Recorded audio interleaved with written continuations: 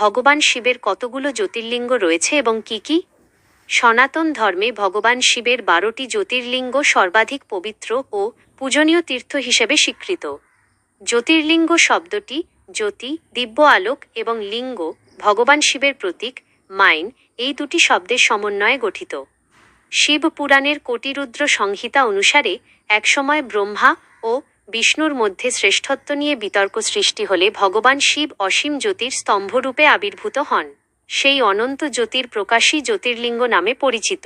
ভক্তদের বিশ্বাস, এই 12টি তীর্থে মহাদেব স্বয়ং জ্যোতিরূপে বিরাজমান। দ্বাদশ জ্যোতির্লিঙ্গের নাম হল: 1. সোমনাথ জ্যোতির্লিঙ্গ, গুজরাট। 2. মল্লিকার্জুন জ্যোতির্লিঙ্গ, অন্ধ্রপ্রদেশ। 3. মহাকালেশ্বর জ্যোতির্লিঙ্গ, উজ্জয়িনী, মধ্যপ্রদেশ। 4. ওঙ্কারেশ্বর জ্যোতির্লিঙ্গ, মধ্যপ্রদেশ। 5. কেদারনাথ জ্যোতির্লিঙ্গ, উত্তরাখণ্ড। 6. ভীমশঙ্কর জ্যোতির্লিঙ্গ, মহারাষ্ট্র। 7.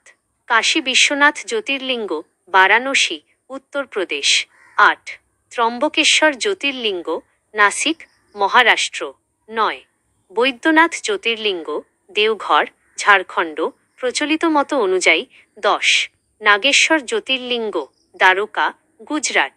11. রামেশ্বরম জ্যোতির্লিঙ্গ, তামিলনাড়ু। 12.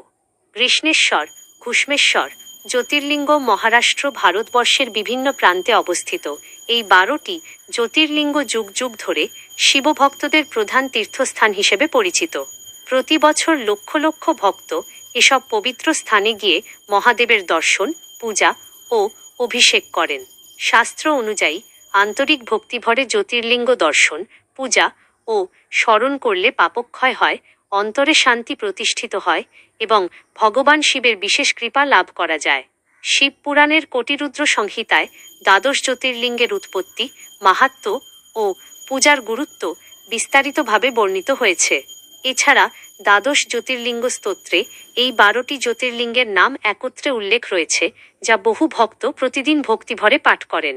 জ্যোতির্লিঙ্গ কেবল মন্দির নয়, এগুলো শিবতত্ত্ব, আধ্যাত্মিক জাগরণ, ভক্তি, ত্যাগ এবং মোক্ষলাভের চিরন্তন প্রতীক।